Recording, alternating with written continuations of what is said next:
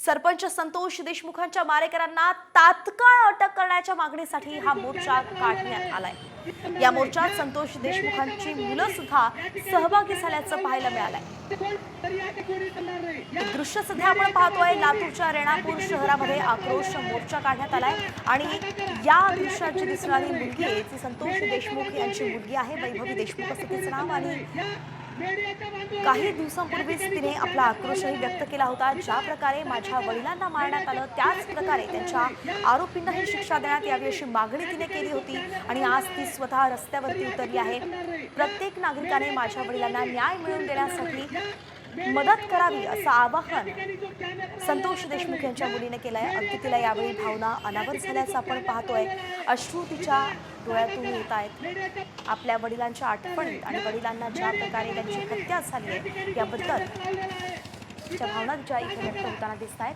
तिने संपूर्ण नागरिकांना आवाहन केलं होतं की आपल्या वडिलांना न्याय मिळवून देण्यासाठी त्यांनी एकत्रित यावं आणि याच पद्धतीने आपण पाहतोय की लातूरमध्ये सध्या आता सकल मराठा समाज आक्रमक झालाय, एकत्रित आले आहेत आणि मोर्चा काढत त्यांनी संतोष देशमुख यांच्या मारेकरांना अटक करावी, त्यांना कठोरातील कठोर शिक्षा करावी यासाठीच हा मोर्चा काढल्याचं पाहायला मिळत आहे। ही मागणी त्यांनी केलेली आहे। लातूरमध्ये सध्या आक्रोश मोर्चा काढण्यात आलाय। आपण पाहतोय मराठा समाजाकडून हा आक्रोश मोर्चा काढण्यात आला। लातूरचे सरपंच संतोष देशमुख यांचं अपहरण करण्यात आलं आणि त्यानंतर त्यांची हत्या करण्यात आली। यावरून राजकीय वातावरण सुद्धा चांगलंच तापल्याचं पाहायला मिळालं होतं।